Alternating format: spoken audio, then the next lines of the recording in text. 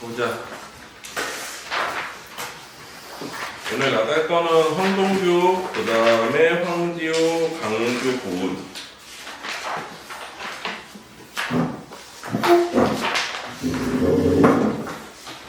사실 이 중에서 나락가신 분 하나 있지. 고은.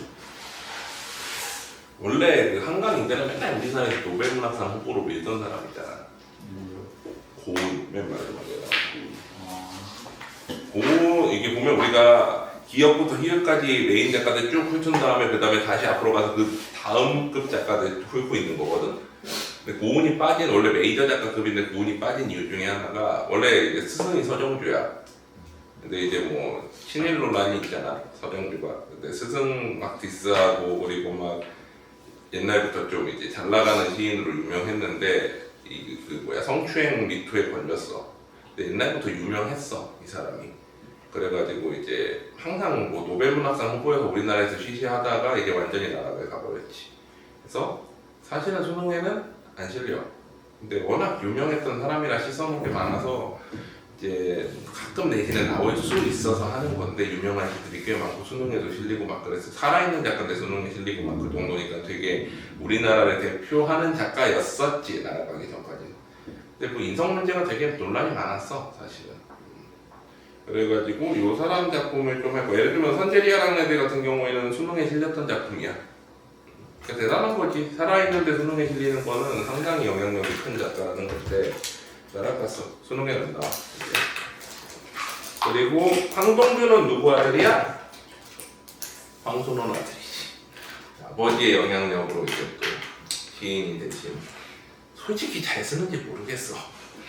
근데 이것도 좀 그런 게 있지. 인맥 같은. 황지우는 이제 보통 저항시 계열을 많이 쓴 작가고, 강은교는 뭐 유명한 작품이 이제 우리가 물이 되어 정도가 유명하지. 그래서 그것 때문에 이제 그러니까 보통 우리가 그 앞에 배웠던 작가들은 뭐야? 진짜 뭐 교과서에서 여러 작품들 실은 작가들 위주로 쭉 뽑아놓은 거고, 그 다음에 요 이제 두 번째 세트에서 돌리는 작가들은 유명한 작품 뭐 한두 개, 그리고 교과서에 한 3-4개 정도 실은 작가들 끝들이 그 뒤에 쭉 이어질 거야. 이해되지? 그래서 우리가 한 바퀴는 다 돌린 거야. 그러니까 정말 이제 교과서에 많이 실는 작가들은 기역부터 해가지고 시읒까지 성 순서를 해가지고 쭉 돌린 거고, 물론 그 전에 기본 작가 3명은 있지. 누구야? 김소월, 윤동주, 백석은 당연히 알아야 돼. 우리 옛날에 돌렸었으니까. 그 다음에 이제 얘네들 쭉 한 바퀴 돌렸고 2군 작가 1군이 그건 거지. 김소월, 윤동주, 백석. 2군이 뭐야? 우리 지금까지 돌린 거야. 이제 3군 시리즈가 나오는 거야. 그래서 3군까지 돌리고 나면 우리가 끝난다. 그래서 막 파트 18 끝에 가면은 한 책에 작가 숫자가 한 10몇 명씩 들어갈 거야. 그러면 작품 수가 이제 별로 없거든. 교과서에 실렸던 게. 뭐 수능에 나오거나 평가원에 나오거나. 그래서 그렇게 할 거야. 봐봐. 자, 황동규 기항지부터 한번 가보자. 황동규 기항지. 기항지는 뭐야? 항구가 이게 그 배가 그 기하는 머물러 있는 항구라는 거지. 그래가지고 화자 표면에 나오니? 화자 표면에 나오나? 안 나오지. 이미지 묘사 위주 실제 청자도 없으니까 한번 보자. 걸어서 항구에 도착했다. 길게 부는 한지처럼 한지의 바람이, 한지는 뭐야? 추운 곳이지. 바다 앞에 집들을 흔들고 긴 눈이 내릴 듯 낮게 비치는 불빛. 낮게 화강적 이미지 있지. 눈이 내리고 뭐 이제 낮게 비추고 그런 것들. 지전에 그려진 듯 반듯한 그림을, 지전에 그려진 듯한 종이에 이제 돈에 그려진 듯한 반듯한 그림을 주머니에 구겨넣고 반쯤 산 담배의 그림자를 구겨넣고 꺼버리고 뭐야? 어떤 소멸, 하강적 이미지 같은 것들이지 여기에도. 그래서 뭔가 이 사람의 심리를 표현한 거라고 막 집들이 흔들리고 내리고 하강적 이미지 소멸하고 막 이런 것들 좀 고독하고 쓸쓸한 내면을 표현한 거지. 조용한 마음으로 배 있는 대로 내려간다. 또 내려간다 그러지. 정박중인 배들의 용골은 뭐야? 이 배가 있으면은 이 배에 이제 가운데 있는 게 이 용골이지. 용골들이 모두 고개를 들고 항구 안을 들여다보고 있었다.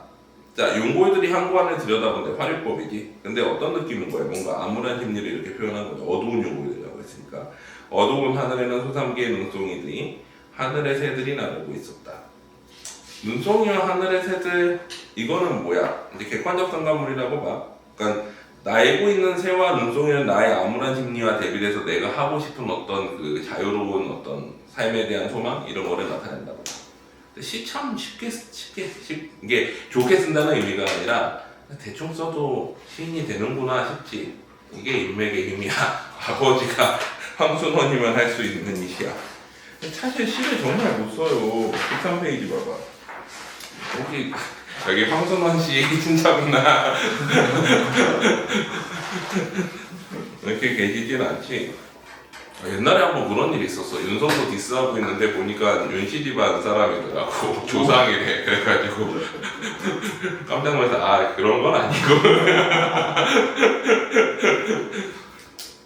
자 봐봐. 그 다음에 달밤 3페이지. 야 화자 나지. 근데 황동이 보면 니네가 이제 딱 보면 알겠지만 지금까지 시인들이 그래도 잘 쓰는 사람들은 잘 쓰고 못 쓰는 사람들은 못 썼지만 황동규는 딱 보면 뭐가 없어 시에. 달밤도 봐라. 저 화자 나야. 그냥 읽어봐 한번. 누가 나를 와서 부른다면 내 보여주리라. 저 어른 들판에 내리는 달빛. 어른 들판에 걸어가는 한 그림자래. 지금까지 내 생각해온 것이 모두 무엇인가. 친구 몇몇 그들에게 이제 내 것 가운데 그중에 외로움이 아닌 길을 보여주게 되리. 일기장이야? 약간 좀 그런 느낌이잖아. 오랫동안 내 여명은 고이쯤에 남은 것은 무엇인가. 두 팔을 들고 얼음을 밟으며 갑자기 구름개의 들판을 걸을 때 헐벗음을 가득히 받는 달빛. 자 봐봐. 뭐야? 누가 나에게 부른다면 내가 보여주고 싶대. 내면을. 뭐야? 내면이 어때? 저 얼음 들판에 다리는 달빛을 보여주고. 얼음은 뭐야? 뭔가 고독, 힘겨운 거고 달빛은 뭔가 깨끗함, 뭔가 순수함 이런 거잖아. 얼음 들판에 걸어가는 한 그림자. 그림자는 누구겠어? 화자겠지. 지금까지 내가 생각해온 것은 모두 무엇인가? 친구 몇몇 그들에게는 이제 내가 보여준 것 중에 외로움이 아닌 길을 보여주겠대. 순수한 내면을 보여주고 싶대. 그러니까 자기는 고독하고 뭐 이렇게 쓸쓸하게 살아왔는데 순수한 내면을 보여주고 싶다는 거야. 그래서 오랫동안 내 여명은 고이춤 뭐야? 이제 그 옷 안에서 남은 것은 무엇인가 하고서는 달빛이 남아있대. 나의 순수함이 남아있대. 고난과 희란 속에. 이게 뭔데? 뭔가 새로운 감동이 있어? 없지. 뭐 특별한 발상이 있어? 없지. 그냥 일기장 같잖아. 근데 이렇게 써도 시인이 된다고. 나 좀 그래. 자 그리고 20페이지 가봐. 삼남에 내리는 거. 삼남은 뭐야? 이제 전라도, 충청도, 경상도, 동학농민운동 배경으로 해서 쓴 시거든. 이것도 보면 뭔가 전혀 새로울 게 없어. 그냥 이제 독재에 저항하는 이미지를 삼남에 내리는 눈으로 해가지고 삼남에 내리는 눈이 뭐야? 전봉준의 눈물로 해서 표현하는 너무 전형적이잖아. 한번 보자. 봐봐. 전봉준이겠지. 봉준이가 무식하게 일자 무식하게 한문만 알았던데 부드럽게 우는 법을 알았던데 무슨 뜻이야? 이제 억울함을 표현을 하는 거지. 무식하게 운다라고 하면서 왕 뒤에는 큰 왕이 권력자들을 의미하지. 큰 왕의 채찍. 마패 없이 거듭 국경을 넘는 저 보마는 뭐야? 이제 군대지. 군대에 겨울한 게 아니라 마패 없이 국경을 넘는다는 건 뭐야? 외세가 개입을 하잖아. 이제 일본이 개입을 해가지고 동학농민군 그 토벌을 하지. 그래서 그 상황을 얘기하는 거야. 부채살로 갈라지는 땅들, 포들이 얼굴 망가진 아이들처럼 물어. 뭐야? 대포들이 쏘아가지고 찬눈에 홀로 보일 비빌 것을 알았던들 죽을 것을 알았다면 계룡산에 들어가 조용히 밭에나 목매었으련만 무슨 뜻이야? 그냥 농사나 지었을 것을. 그러니까 일본이 와가지고 이렇게 농민군이 다 이제 패망할 줄 알았으면 농사나 지었을 것을. 대국의 낫도 외낫도 잘 들었으련만. 이거는 무슨 뜻이야? 대국의 낫은 뭐야? 청나라, 외낫, 일본 낫들도 잘 들었다라는 거는 이 그 외세가 개입을 했다라는 거지 거기에. 자 그래서 실패에 대해서 안타까움을 하는 거지. 동학농민운동에 대해서. 눈이 내린다. 우리가 무심히 건너는 돌다리에 형제의 아버지가 남몰래 앓는 초가 그늘에. 형제의 아버지가 남몰래 앓는 이거는 뭐야? 어떤 그 서러움 같은 거지. 힘겨운 상황. 거기에 귀 기울여봐라. 눈이 내린다. 무심히 갑갑하게 내려앉은 하늘 아래 무식하게 눈이 내린대. 눈이 내리는 건 전봉준의 눈물을 상징한 거라고 봐. 그리고 무심하게 눈이 내린다는 건 뭐야? 반어적인 표현이지. 그래가지고 그 전봉준에 대해서 얘기를 하는 거지.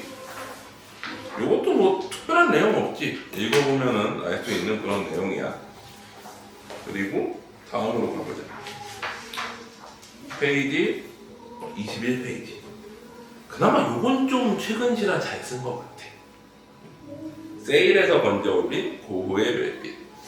이 사람도 시인인데 자꾸 쓰다 보면 잘 쓰겠지. 세일에서 건져 올린. 무슨 뜻이야? 누군가 판매하는. 그 세일이. 그 세일이야. 뭔가 세일가스 같은 느낌이 들잖아. 근데 판매에서 건져 올린 고흐의 별빛. 고흐의 별빛. 이게 고흐의 그림을 샀는데 진짜 진품을 샀으면 엄청난 거고, 근데 그거 아니지. 가품 그림을 샀다는 거야. 고흐의 그림을 좋아해서 그 옆에 나오는 그림 있지. 그 뒤에 나오는 그림. 그 뒤에 나오는 그림을 사가지고 그 가품 그거를 사서 이제 걸어놓고서 그걸 보면서 감상하는 그런 시야. 우리 뭐 여태까지 그림 보면서 쓴 시들 되게 많이 봤잖아. 어떻게 해서 보통 써? 그림의 이미지를 묘사하고 거기에서 느낀 정서를 표현하지. 그런 느낌이야. 봐봐. 방금 세일에서 건져 올린 고흐의 복사화, 별 빛나는 하늘 아래 편백나무 길. 뭐 실제로는 우리나라에서 정식으로 번역한 거는 밤의 프로방스 시골길이야. 거기 있는 그 그림을 보면서 한가운데 편백나무 두 줄기가 서로 얼싸안고 하나로 붙어있는 밀밭 앞길로 위태한 마차가 한 대 굴러오고, 저기 보면 그림에 보면 이제 마차가 한 대 굴러오는 게 보여. 뒤에 보면 하나는 삽을 메고 하나는 주머니에 손을 쥐는 채 농부 둘이 걸어오는 또 모습이 있지. 그림에 보면 그 이미지를 그대로 묘사해. 하늘 위엔 별이라고 왼쪽 귀퉁이에 희미한 것 하나 박혀있고, 별들은 외로운 별이 없으랴. 별나라에 외로운 별이 없으랴. 이건 뭐야? 모든 존재는 외롭다 라고 얘기를 하고 있는 거지. 나머지는 모두 모여 해와 달이 되어 빛나고.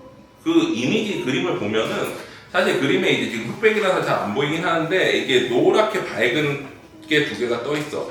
그리고 이제 그걸 해와 달로 묘사를 한 거지. 자, 그 다음에 이제 뭐라 그래? 빛나라 별들이여, 빛나라 편백나무여. 이거는 뭐야? 애정이지. 그 소외된 존재들에 대한 애정이라고 봐. 우리 이육사의 황혼 같은 시 봐도 이제 소외된 존재들에 대한 뭐 애정 이런 거 나오잖아. 그런 거야. 또 그렇지 않더라도 그렇게 해석하겠지. 교과서에서 그게 무슨 뜻인지 몰라도 대충 그렇게 느끼겠지. 세상에 빛나지 않은 게 어디 있는가? 다 모든 존재는 빛난다는 거지. 있다면 고흐같이 다녀가지 않았을 뿐. 무슨 뜻이야? 고흐가 아직 그림으로 그리지 않았다는 거야. 농부들을 붙들고 묻는다. 이게 좀 참신해요. 이게 자기가 그림 속에 들어가서 농부들한테 말을 거는 투로 만들었지. 농부들을 붙들고 묻는다. 저 별들이 왜 환하게 노래하고 있지요? 세상에 노래하지 않는 별이 어디 있어? 그러고서 어때? 빛나라 보리밭이여, 빛나는 외로운 별이여 하면서 또 이제 그 애정을 표현하지.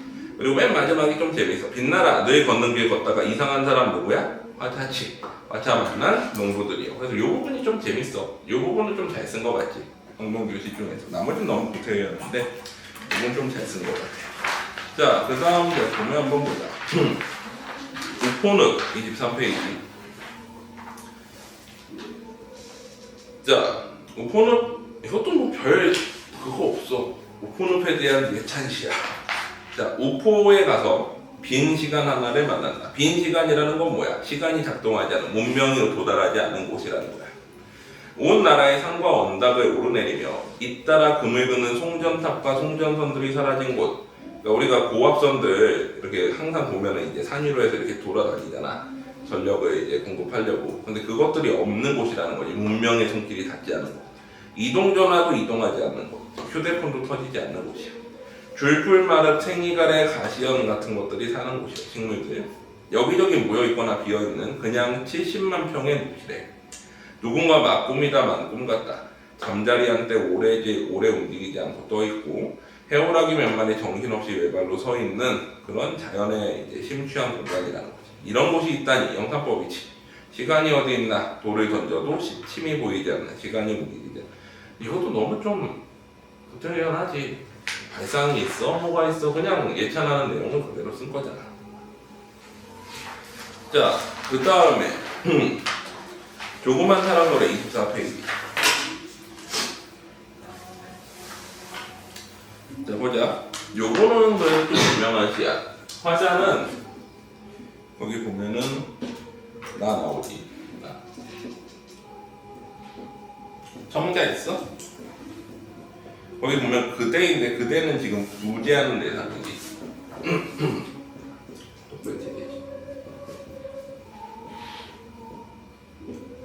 바라보는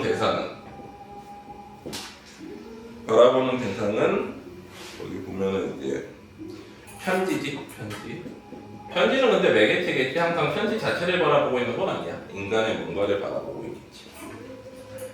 내용을 보면 어제를 동요맨 편지를 받았다. 늘 그대를 뒤따르던 길이 문득 사라지고. 그대를 뒤따르던 길이 사라졌다라는 건 뭐야? 그대와 뭔가 이별하거나 이런 거지. 그 일 아닌 것들도 사라지고 여기저기서 어린 날 우리와 놀아주던 돌들이 얼굴을 가리고 박혀있다. 어린 날 우리를 돌아주던 돌들은 뭐야? 이제 과거지. 어린 시절. 그러면 정서는 뭐야? 회상을 일단 하겠지. 사랑한다 이거 정서를 직접적으로 표현하지. 추위 가득한 저녁 하늘 아래 찬찬히 깨어진 금들이 보인대. 금은 이제 시각적으로 뭐야? 고난과 시련, 아픔 같은 것들을 표현을 한 거지. 회상을 하면 아픔, 고난 같은 게 나타나. 아픔, 고통 같은 게. 성긴 눈이 날린다. 눈 또 뭐겠어? 뭔가 쓸쓸함, 상처 뭐 이런 거겠지. 땅 어디에 내려앉지 못하고 눈 뜨고 떨며 한없이 떠다니는 눈송이. 눈을 표현한 거야? 자기 자신을 표현한 거지. 그러니까 눈이 떠돌아다니면서 고통스럽게 하고 있다. 이거는 사실은 뭐야? 내가 그렇게 느낀 거지. 눈이 그런 게 아니잖아. 어린 시절 떠올리고 그 다음에 눈까지를 이제 떠올리면서 눈을 자기와 동일시하는 거지.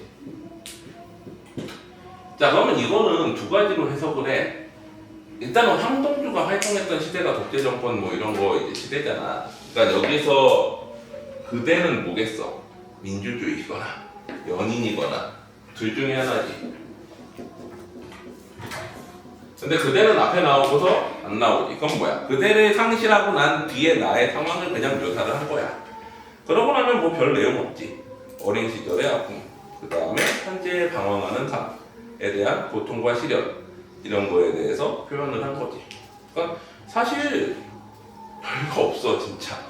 황동주라는 이름이 가지는 무게감이 되게 커서 그렇지. 사실 시 자체 보면은 뭐 박재삼이나 우리 고재종 같이 초반에 배웠던 시인들 봐봐. 나희덕은 좀 뭐랄까 너무 창정 친화적으로 쓰긴 하지만 그래도 되게 잘 쓰잖아. 딱 읽으면 아 이거 잘 썼다라는 느낌이 드는 시들이 많단 말이야. 또 이제 나락가긴 했지만 도종환이나 고은 같은 경우에도 되게 상당히 잘 쓰거든. 잘 쓰니까 우리가 이제 그렇게 되는데 황동주는 생각보다 그 유명세에 비해서 시를 좀 잘 못 써. 그러니까 우리가 이제 시를 평가할 수 있는 이유는 이제 시를 되게 많이 봤잖아. 보다 보면 아 이런 건 되게 잘 썼네, 이런 건 못 썼네, 이런 건 왜 썼지 이렇게 하는 경우들이 되게 많잖아. 근데 솔직히 내 개인적인 감상으로 황동주는 이거 봐봐 뭐 특별한 얘기가 없어. 그냥 여기다 황동주 대신에 지워놓고서 뭐 나이덕 넣었나, 고재종 넣었나, 박재삼 넣었나 별로 차이가 없을 것 같은 느낌의 시들이 많아. 자, 그 다음에 이제 즐거운 편지로 가보자. 29페이지. 이건 되게 웃기는 시거든. 웃긴다기보다는 좀 자기 이제 경험을 바탕으로 쓴 시인데 황동주가 어린 시절에 서점식 딸을 좋아했대. 자기보다 연상이. 그래가지고 이제 사랑 고백을 했는데 당연히 안 되겠지. 황소노는 잘생겼잖아. 그래서 소나기의 개연성이 부여된다고 하는 얘기 들어봤어? 소나기에서 이제 보면은 소년이 소녀한테 돌만 던져도 이게 뭐야 서로 사귀는 그런 상황이 될 수 있는 게 황소노는 잘생겼는데 황소노 와이프는 그렇게 그래서 황동주도 그렇게 잘생기진 않았어. 그래서 그런가 하여튼 뭐 그렇게 됐어.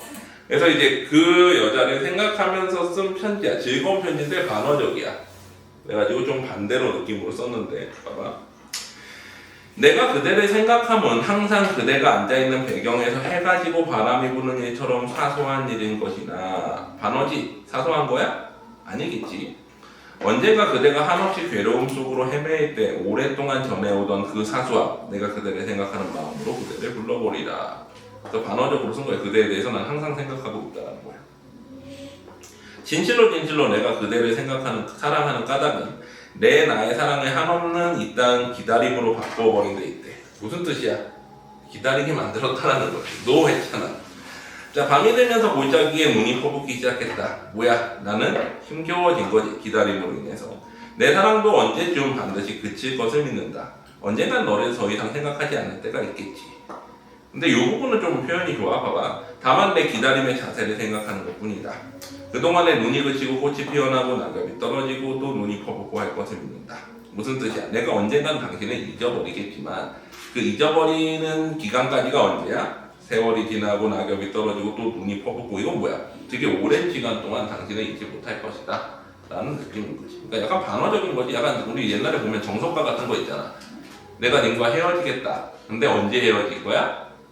뭐 이제 저런 거 있잖아. 모래 언덕에다가 밤을 5대를 구워가지고 심어서 그게 싹이 나면 헤어지겠다. 안 하겠다는 거지. 그런 느낌의 이제 시인 거야. 시 자체가. 발상 자체는 그런 표현을 썼지. 즐거운 편지 그런 느낌이고. 자, 그 다음에 30페이지 풍장. 풍장은 뭐야? 조장이라고 그러기도 하고 춘장이라고 그러기도 하지. 그냥 시체를 바닥에다가 던져놓으면 새들이 와서 쪼아먹건 뭐 풍화가 되건 해가지고 이렇게 장례를 치르는 방식을 풍장이라고 하는데, 풍장하고 싶은 자기의 어떤 의지, 이게 뭐야? 결국엔 자연과 합의를 소망하는 거잖아. 자연과 하나가 되고 싶은 의지를 표현한 시야. 그래서 내가 죽으면 풍장을 해달라. 약간 유언 같은 시인 거야. 풍장했을까? 아직 살아 계셔. 생각해보니까. 왜 내가 잘하냐면 그 스승님이 한소산이잖아. 이게 황소는 제자야. 와. 이 아들이란 말이야.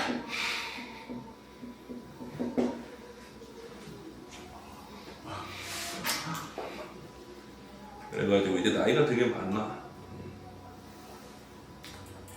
60년대 활동했으면은 의식 그치. 우리 그 선생님도 이제 거의 나이가 되게 많으시지. 한 70 막 이러니까. 그래서 요새 또 뭐 글 쓰시고 하시긴 하는데 안 본 지가 되게 오래됐어.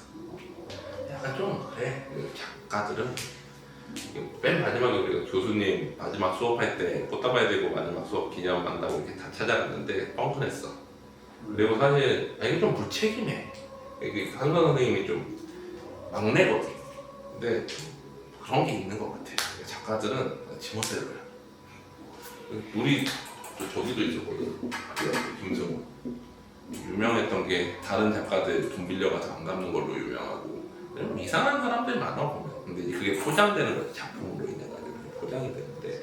근데 이제 뭐 반주어, 그러니까 뭐 이런 거야. 언제 모이자 그러고 펑크네. 항상 그래. 특히 그러고선 아무렇지도 않게 다음에 또 만나. 그래서 짜증이 나는 거예요. 선생님한테 뭐라고 그랬어요? 왜 그때 안 오셨어요? 이럴 순 없잖아. 그래서 제자들이 다 등 돌렸어. 나도 좀 많이 실망해가지고. 근데 뭐 가끔 평가원에도 실리고 막. 그 옛날에 그 얘기 했잖아. 이 선생님 소설을 우리가 가져가지고 풀려가지고 풀어보세요 그랬더니 4개 중에 3개 틀리고 하나 맞았다고. 진짜요? 좀 유명한 사람이야. 부초, 4월의 끝, 뭐 이런 거 이제 썼던. 김성욱도 유명하고. 시험을 안 쓰세요? 어? 시험 안 쓰세요? 나? 아니 나중에 좀 생각해보긴 해. 그러니까 신춘문예로 등단은 해야 되는데 이것도 다 라인이 있어. 이게 썩은 이유가 그거야, 문단이. 우리는 등단을 뭐 강원일보로 해야 되거든. 왠지 알아? 심사위원이 선생님이거든. 그럼 우리께 예선을 통과하면 선생님이 보고 뽑는 거야. 그러니까 원래 어떻게 되냐면 심사위원이 2명이 있잖아. 그러면 전부 신춘문예 하는 애들은 자기 선생님 심사위원인데다. 그러면 처음에 예선은 신문사에서 기자들이 대충 해가지고 한 10개 뽑아서 딱 드리면 거기서 자기 제자될 거 있으면 뽑는 거죠. 그래서 2명이 제자 오면 그때 이제 난리가 나. 서로 뽑으려고 하니까. 그러다 보면 이렇게 되면 어떻게 되냐. 제3자가 되는 거야. 그러니까 보통은 실력이 정말 압도적으로 우수하지 않는 이상 대충 비슷비슷하거든. 기자들이 한 10개 뽑아놓으면 대충 비슷비슷한 것들 뽑아놔. 할 만한 거. 뭐 그 중에 뭘 뽑아도 사실은 상관이 없는데, 그러면 이제 제자들 거 뽑는 거야. 근데 제자가 2명이 올라오거나, 그러면 이제 좀 더 괜찮은 제자 거 뽑겠지. 아니면 심사위원 2명의 각각 제자가 올라와. 뭐 서로 싸워. 그럼 어때? 아이씨, 그럼 제3자 뽑는 거야. 그 짓을 지금까지 몇십 년을 하고 있는 거야. 그게 무슨 의미가 있어? 근데 우리나라는 어쩔 수 없어. 인맥이라는 거. 사실 한강도 소설가 딸이잖아. 물론 이제 본인 능력도 있기도 하지만.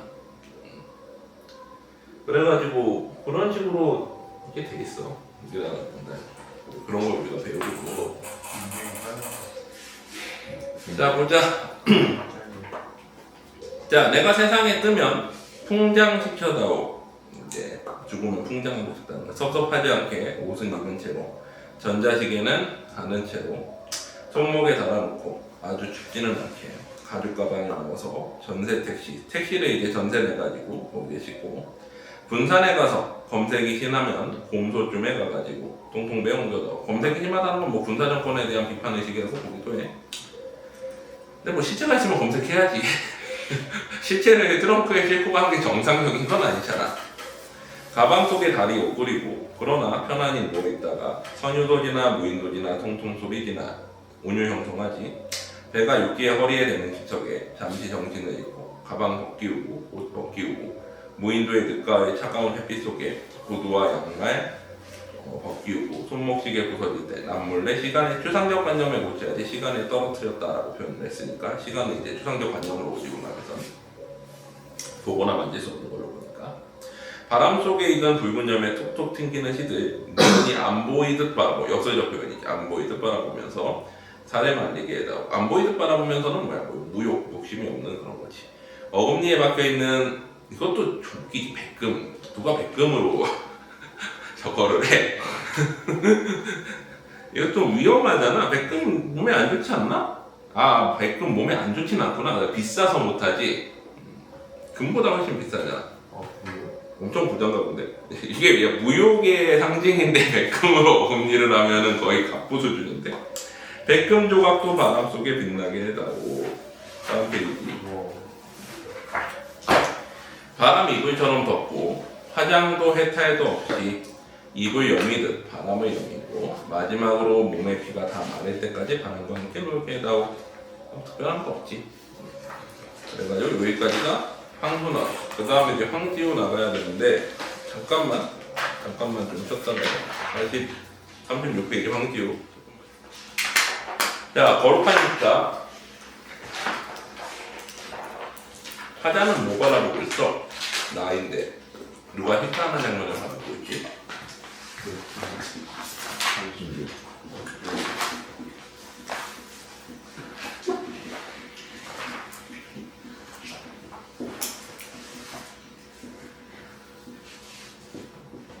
성장 있어?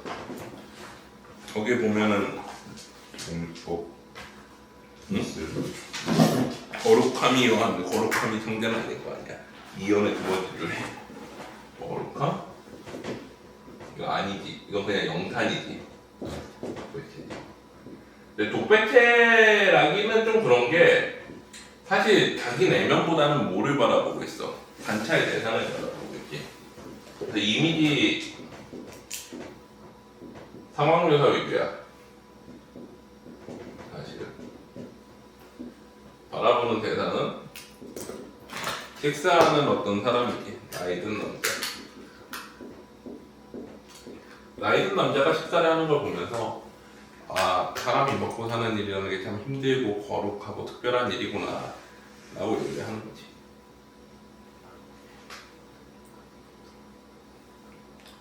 그럼 여기에 대한 정서는 연민, 이거를 통해 가지고 삶의 어떤 힘겨움과 그 다음에 식사를 하는 행위에 대한 어떤 거룩한 특별한 일이라는 걸 인간이 그만큼. 나이든 남자가 혼자 밥을 먹을 때 울컥하고 올라오는 게 있대. 큰 덩치로 분식집 메뉴표를 가리고서 등을 돌리고 라면바를 건져 올리고 있는 가난한 식상거지. 그에게 양푼에 식은 밥을 놓고 동생과 눈을 흘기며 숟갈 싸움하던 그 어린 것이 올라와 어린 시절의 회상이지.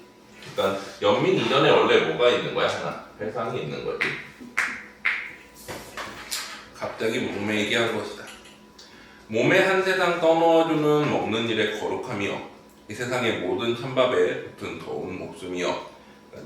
가난하게 먹고 살면서 어떻게든 힘겹게 살아가는 사람들에 대해서 얘기하는 거지. 이 세상에서 혼자 밥 먹는 자들, 부러진 뒷머리를 보아라. 파구다공원 뒤편 순대집에서 국밥을 숟가락으로 가득 떠넣으시는 노인의 쩍 벌린 잎이 나는 어찌 이리도 눈물겨운가 라고 해서 먹고 사는 일에 힘겨움에 대해서 얘기를 하는 거지. 그 다음에 페이지 45페이지 겨울나무로부터 봄나무에로. 이거는 황기우의 대표작 중에 하나야. 기본적으로 시 자체가 뭘로 돼 있어? 연쇄법으로 돼 있지. 연쇄법과 상승적 이미지를 계속 연달아 쓰면서 나무가 뭔가 자라나고 뭔가 겨울을 극복해내는 이미지를 표현했어. 그러면 겨울은 뭐를 상징해? 독재 정권. 독재 정권을 극복하는 나무의 모습을 두 가지 연쇄와 상승적 이미지를 통해 가지고 표현한 거지. 두 가지를 통해서. 자, 봐봐. 나무는 자기 몸으로 나무이다. 이미지 상황묘사시야 뭐 화자청자 안 나와. 자기 몸으로 나무라는 거면 스스로의 힘으로 뭔가를 극복해낸다는 거지. 자기 온몸으로 나무는 나무가 된다. 자기 온몸으로 헐벗고 영하 13도, 영하 20도 지상에서 연쇄지 꼬리에 꼬리를 물지. A, B, B, C 이렇게 원숭이 엉덩이는 빨개빨가면 사과는 말세게 가잖아. 영하 20도 지상에 온몸을 뿌리박고 대가리를 쳐들고 극복하는 의지가 나타나지. 무방비의 나목으로 서서. 하지만 이건 뭐야? 독재 정권으로부터 탄압받는 거지. 두 손을 올리고 벌받는 자세로 서서 벌받는 몸으로 벌받는 목숨으로 기립하여. 그러나 시상 전환이지. 이게 아닌데 온몸으로 애타면서 속으로 몸속으로 고있다면서. 자, 그러나를 한다고 해가지고 상승적 이미지가 바뀌는 건 아니고 외부에서 내면으로 바뀌는 거야. 그러나를 입장으로 해가지고 버티면서 거부하면서 영하에서 영상으로 영상 5도, 영상 13도 지상으로 밀고 올라가다. 아까 영하였지. 영상으로 오르고 간대. 봄에 이제 이미지가 있는 거지. 극복의 이미지. 다음 페이지. 온몸이 으스러지도록 불어 터지면서 자기의 뜨거운 혀로 싸게 되면. 여기도 정확하게 연쇄가 보이지. 천천히 서서히 문득. 점층법이 천천히 서서히 그러다가 문득 푸른 잎이 나니까 푸르른 4월 안을 들이받으며 나무는 자기 온몸으로 나무가 된다. 자기 스스로 극복을 해낸다는 거죠. 마침내 끝끝내도 뭔가 이제 점층적 이미지가 있지. 꽃피는 나무는 자기 몸으로 꽃피는 나무이다. 나무는 어때? 자기 스스로 주체적으로 그 극복을 해낸다 라는 내용이지. 자, 그 다음 또 보자. 63페이지. 너를 기다리는 동안. 자, 너 누구겠어? 연인일 수도 있고 자유, 민주주의 뭐 이런 게 황기우에 이렇게 보면은. 자, 이것도 한번 보자. 네가 오기로 한 그 자리에 내가 미리가 너를 기다리는 동안 다가오는 모든 발자국은 내 가슴에 퐁퐁거리네. 그러니까 너를 기다리고 있으면서 마음속에서 설렘과 초조함으로 계속 기다리고 있는 거지.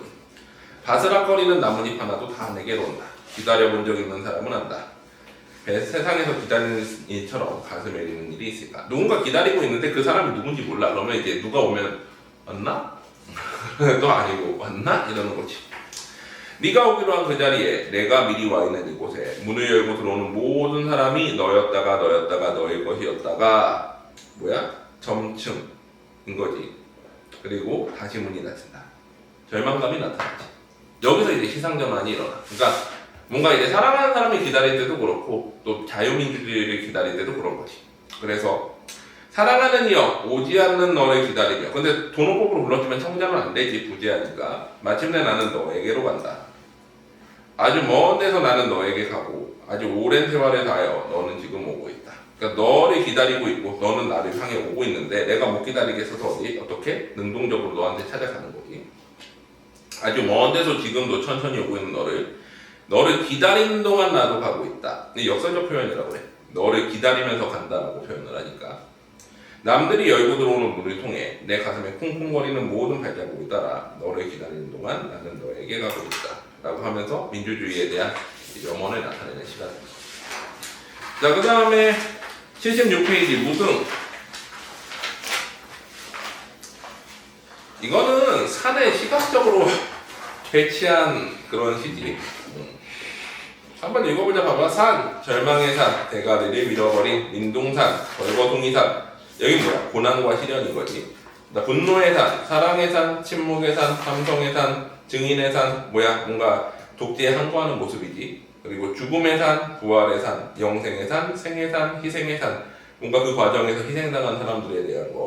숨가쁜 산, 치밀어 오르는 산, 갈망하는 산, 꿈꾸는 산, 꿈의 산. 뭐야? 민주주의를 갈망하는 산.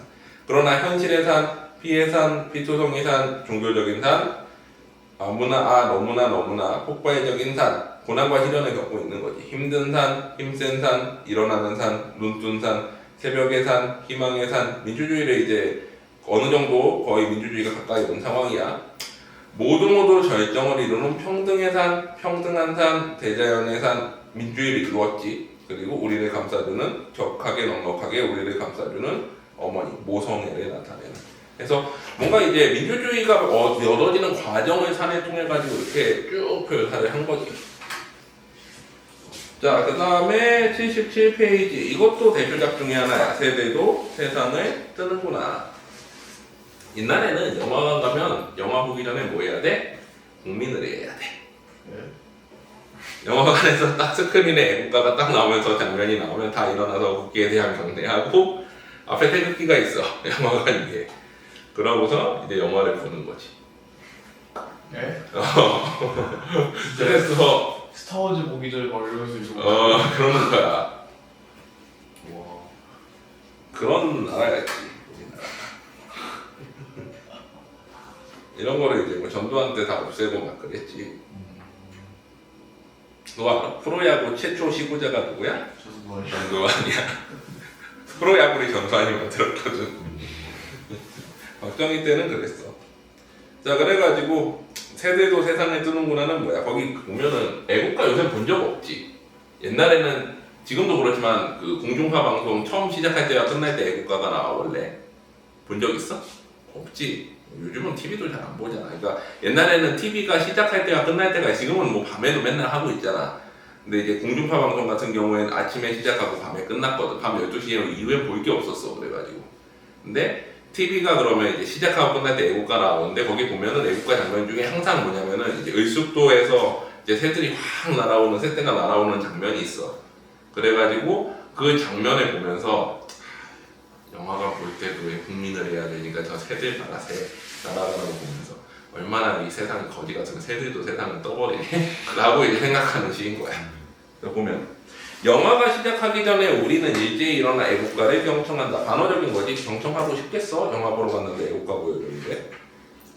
삼천리 화려강산에 을숙도에서 일정한 군, 무리를 이루어 갈대숲을 이륙하는 흰 새떼들. 자기들끼리 끼룩끼룩거리면서 낄낄 이렇게 느끼는 거지. 현실에 대해서 조롱하는 것처럼 새들이. 1열, 2열, 3열 횡대로 이렇게 하나, 둘, 셋 해서 이렇게 삼각형으로 확 날아오잖아. 이제 철새도로 이제 가면. 이제 그거를 표현하면서 이거 군사문화에 대한 조롱이라고 부르는 거야. 그러니까 군사문화에서는 이제 군대문화 같은 경우에 이제 요와 열을 맞추잖아. 그래서 이 새들이 조롱하면서 니네 군사문화대로 잘 살아라 그러면서 군사문화를 해서 쫙 나가면서 조롱하는 걸로 부르는 거야. 그래서 이 세상에 떼어내고 이 세상 밖으로 어딘가 날아간다. 우리들도 우리들끼리 낄낄대면서 끼쪽대 깔쪽대면서 이제 우리 현실을 조롱하면서 우리의 대열을 이루러 저 새들처럼 한 세상 떼어내고 다음 페이지. 이 세상 밖 어디로 날아갔으면 하고서 이제 쓰는 거지. 근데 어때? 그럴 수 없지. 그래서 애국가가 끝나가 하는데 대한 사람 대안으로 길이 보존하세가 뜻이잖아. 길이 보존하세 하면서 각각 자리에 앉는다. 이제 영화 보려고. 근데 이제 그걸 뭐라고 표현해? 현실에 어차피 순응할 수밖에 없는 삶. 그래서 주저앉는다. 라고 표현한 거지. 되게 잘 썼지? 순간적인 어떤 상황을 가지고 시를 되게 잘 썼어. 방금 잘 써. 시래. 자, 그 다음에 101페이지 시민. 화장실에 앉아서 황주가 똥을 싸고 있다. 이렇게 보니까 신문이 있네. 신문 이렇게 신문 쪼가리를 좀 본 거야. 찢어진 신문 쪼가리. 옛날에는 이제 휴지 없으면은 신문지를 똥 닦고 그랬으니까. 그래가지고 이제 그랬어. 신문에 이렇게 꾸겨서 똥 닦는 경우들이 있어. 지금 뭐 급하지 않은 이상 그럴 일은 없지. 자, 그래가지고 보면은 자, 김종수 80년 5월 이후 가출 소식투자였고요. 5.18 뭐 이런 거 상징하는 거지. 11월 3일 입대영장 나왔어. 귀가요. 아는 분 연락받아. 옛날 같으면 이제 뭐 이제 그 요즘이야 경찰에 신고하거나 SNS에 올리겠지만 옛날에는 신문에 다녔지. 그래서 뭐 전화번호 써 있고. 이광필, 광필아 모든 것을 묻지 않겠다. 돌아와서 이야기하자. 어머니가 위독하시다. 뭐 이런 신문 내용들도 있고. 조순애 21세 아버지가 기다리니 조속히 집으로 돌아오라. 내가 잘못했다. 뭐 이런 여러 사람들의 시대의 아픔을 나타내는 글들을 보면서 나는 쭈그리고 앉아 똥을 눈다. 쭈그리고 앉아라는 건 뭐야? 뭔가 무력함과 어떤 자조적인 느낌을 나타내는 거지. 그래서 이런 식의 시를 많이 썼지 황지우. 마지막에 깨는 느낌. 자, 그 다음에 102페이지. 자, 당시의 어떤 시대상을 잘 보여주는 시야. 한국생명보험회사 송일환 씨가 그날 무슨 일을 했는지 일기장처럼 적어놓고 신문에 나온 대목들을 또 적은 거야. 봐봐. 1983년이지. 옛날이지. 1983년. 내가 태어나기도 이전이야. 내가 84년생이니까. 4월 20일 맑음 18도씨. 4월 20일에 토큰 5개 500원. 토큰 뭔지 알아? 버스 탈 때 옛날에 썼던 거야. 이렇게 생긴 거 있어. 여기 버스 써 있어. 요즘은 안 쓰지. 네. 종이컵 커피 150원. 이거는 뭐 별로 안 올랐지. 지금 또 뭐 몇백 원 하잖아. 담배솔 500원. 한국일보 130원. 짜장면 600원. 싸지. 미쓰리와 저녁 식사고 영화 한 편 8,600원.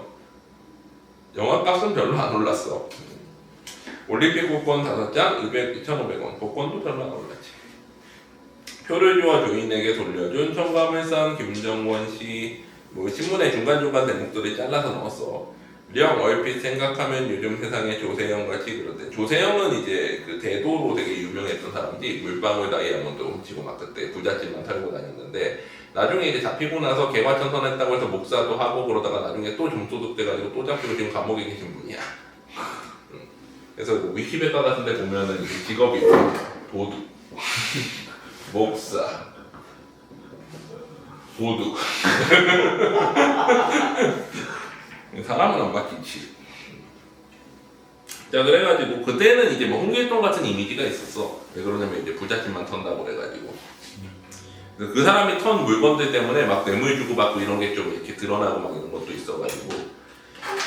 자, 셨기 때문에 부모님들의 생활 태도를 일찍부터 익혀서 평 어쩌고 저쩌고 막 이런 거 나오지. 평가하는 것이 더욱 중요한 것이다. 이원주 군에게. 그리고 뭐 책임감 있고 용기가 있으니 공부를 하면 반드시 성공. 당시에 있던 가치관들을 파편적으로 중간중간 잘라서 넣었지. 뭐랑 되게 비슷해. 시민이랑 되게 비슷하지. 이런 스타일로 이제 식을 쓴 거죠.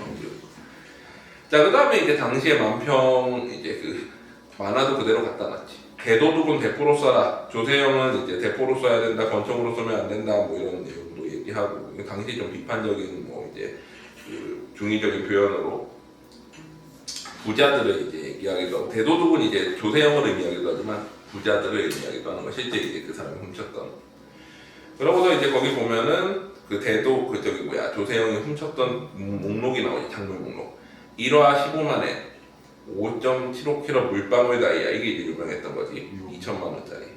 하택 시계, 황금 목걸이, 롤렉스 시계 뭐 해가지고 뭐 그런 것들이 쭉 있었대. 그러면 당시에 보면은 뭐가 대비돼? 앞에 이제 송일환 씨가 돈 쓸 때 영화 하나 8,600원 하면서 이제 되게 이제 가난하게 살고 있잖아. 근데 그 당시에 부자들은 어땠다는 거야? 이렇게 부유했다. 뭐 지금도 그렇겠지만. 그래서 그걸 대비시키면서 어떤 자본주의 사회에 대한 비판 의식을 나타내는 거지. 생각해보면 아까 그 8,600원 되게 비싸 보이는데 영화가. 근데 여기 보면은 뭐 지금이랑 별반 차이 없을 정도의 금액이잖아 이거는. 자, 그래서 너무 거하여 귀퉁이가 안 보이는 해외공전, 자본주의의 어떤 세상을 얘기하는 거지. 이 속에서 오늘 송일환 씨는 잘 살고 있다. 생명 하나는 보장되어 있다. 왜 생명보험회사 다니니까. 이러면서 이렇게 비꼬는 시야. 자, 그래서 여기까지가 황지우. 그 다음은 뭐야? 이제 강은교 씨. 111페이지 사랑법. 자, 봐봐. 사랑법. 강교지. 사랑법은 이제 그 사랑을 어떻게 해야 되는지에 대해서 이제 가르쳐 주려는 그런 시야. 꼰대 같은데 봐봐. 떠나고 싶은 자는 떠나게 하고, 잠들고 싶은 자는 잠들게 하고, 그냥 어때? 집착하지 말고, 그냥 놔둬라, 자연스럽게. 그리고도 남는 시간은 침묵할 것. 침묵하래. 무슨 뜻이야? 그 사람이 있는 그대로 받아들여라. 고치려고 하지 말고, 너 이런 거 나빠, 이러지 마, 막 이런 거 하지 말고. 또는 꽃에 대하여, 하늘에 대하여, 무덤에 대하여. 저 봐봐. 꽃은 뭐야? 그 사람이 추구하는 것. 혹은 하늘, 그 다음에 이상이라던가. 무덤, 그 사람이 죽음에 대해서 가지고 있는 가치관에 대해서 서두르지 말고 침묵할 것. 무슨 뜻이야? 그 사람에 대해서 그런 것들에 대해서 이렇게 해라 저렇게 해라 하고 간섭하거나 뭔가 묻지 말라는 거죠.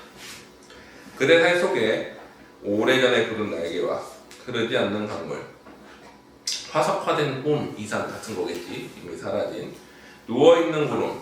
이거는 김수영 씨에서도 비슷한 거 나왔지. 뭔가 이제 움직이지 않는 이상, 구름의 파수꾼 이거 있었잖아. 기억나? 결코 깨지 않는, 잠 깨지 않는 별, 어떤 이제 추구하지 못했던 이상들, 이런 것들에 대해서 쉽게 꿈꾸지 말고, 쉽게 그렇다고 이상을 소망하지도 말고, 쉽게 흐르지 말고, 쉽게 꼽히지 말고. 그래서 뭐야? 자신의 어떤 잃어버린 꿈이나 이런 거에 대해서 쉽게 너무 그걸 추구하려고 하지 말고, 그러므로 실눈으로 볼 것. 실눈으로 본다는 건 뭐야? 관조하면서 가만히 관찰하라는 거지. 거기 개입하지 말고. 그래서 떠나고 싶은 자 홀로 떠나는 모습을 바라보고, 잠들고 싶은 자 홀라 잠드는 모습을 바라보라는 거야. 거기에 대해 개입하지 말고. 가장 큰 하늘은, 가장 큰 깨달음은 그대의 등 뒤에 있다. 매우 가까이 있다. 그러니까 사랑을 하는 거는 이 사람이 꼭 옳은 것 같은데 지켜봐라. 가만히. 자, 그 다음에 이제 강릉교 대표작이 이거지. 116페이지. 우리가 물이 되어. 자, 우리가 물이 되어 만난다라는 거는 물과 불이 따로 있을 거 아니야. 물은 화학을 의미할 것이고, 화학과 생명. 불은 뭐야? 불은 파괴, 대립, 죽음을 상징하지. 근데 이게 이 시는 두 가지로 해석해. 이게 이거일 수도 있고, 혹은 정화의 이미지를 가지고 있기도 해. 그러니까 우리가 물이 되어 만나기 위해선 불을 거쳐서 만나야 된다라고 이렇게 표현이 돼 있거든. 그러면 처음에는 뭐야? 이렇게 생각할 수도 있지. 전쟁 파괴로 인해서 그거를 극복하고 물로 만나자. 의미도 되고, 혹은 이제 더러운 세상을 정화하고 물로 만나자. 이렇게 해석하기로 해. 두 가지 해석 문구가 다 있어, 해석이.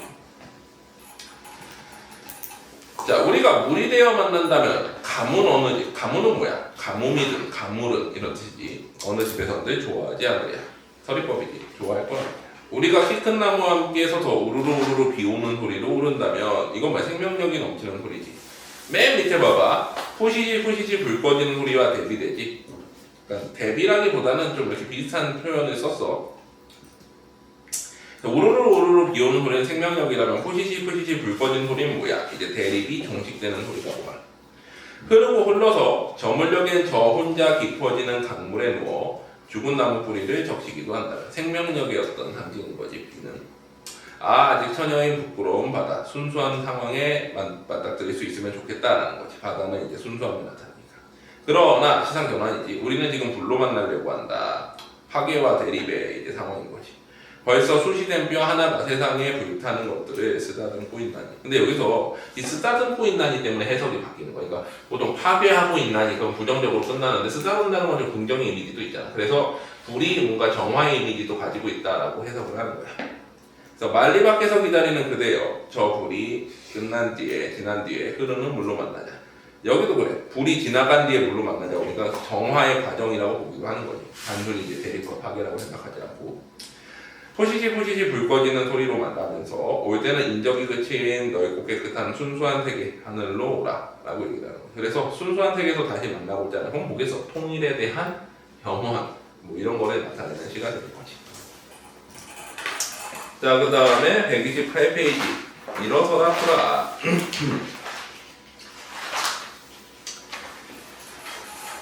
딱 보면 이제 보이지 않아? 일어서래 풀아. 풀 뭐야? 민중. 봐봐. 일어서라 구라 일어서라 구라. 땅 위에 걸음이랑 걸음 다 모아. 구름종이 하늘 구름종이 다 끌어들여. 끈질긴 뿌리로 굵긴 얼굴들 뭐야 고난과 시련을 당하면서도 어때? 힘을 다해가지고 함께 모여서 극복하는 거지. 빛나라 너희 터지는 목청 어영차 천지에 뿌려라. 이제 부는 바람들 전부 너희 숨소리 지나는 것들. 이제 꾸는 꿈들 전부 너희에 맺혀있는 것들. 바람은 뭐야? 뭐 고난과 시련이나 이런 것들이고, 혹은 꿈은 뭐야? 뭔가 그 사람들이 추구하는 이상이나 뭐 이런 거겠지. 그래서 저 바다 집채만한 파도도 너희 이파리 스쳐왔다. 다 뭐야? 어떤 고난과 시련을 극복해왔다라는 거야. 너희 그림자 만지며 왔다. 그래서 일어서라 꾸라 일어서라 꾸라. 이 세상 숨소리 빗물로 쏟아지며 빗물 마시고 흰눈 펑펑 퍼부으면 가슴 하마름 쓰러지는 풀. 눈 내리면 쓰러지겠지. 겨울이니까. 그 고난과 시련을 겪으면서. 어영차 빛나라 너희들. 죽은 듯 엎드려 실눈 뜨고 있는. 이건 뭐야? 그 고난과 시련 속에서도 언젠가는 그거를 극복해낸 민중들을 표현한 거지. 쉽지? 자, 다음 이제 고운실에 가보자. 자, 140페이지 고운. 얼마나 잘 써있길래 우리나라에서 맨날 노벨문학상으로 후보로 밀었는지 한번 봐. 근데 그냥 약간 좀 뭐랄까 전형적이긴 해. 뭐 딱 보면 우리 민족의 한해 정서, 그리고 뭐 자기 성찰, 딱 되게 시인들이 좋아하는 포인트들 있잖아. 자, 눈길 같은 경우에 자기 성찰이야. 봐봐. 이제 바라보노라. 지난 것들이 다 덮여있는 눈길. 눈길은 뭐야? 과거지. 자신이 살아온 길이야. 온 겨울을 떠들고 돌아. 지난 삶이 어때? 고난과 시련의 길이었겠지. 겨울을 떠들고 돌아. 여기 낯선 지역을 바라보노라. 낯선 지역은 뭐야? 지금까지 없었던 지역인 거지. 그러니까 지금까지 고난과 시련이었는데 그게 아닌 새로운 현재의 상황인 거야. 나의 마음속 처음으로 눈 내리는 풍경. 세상은 지금 묵념의 가장자리. 지나온 어느 나라에도 없던 설레이는 평화로 덮인 거야. 자, 그럼 지금은 어때? 평화로 마음속이. 근데 지나온 삶은 어때? 고난과 시련의 길이었던 거지.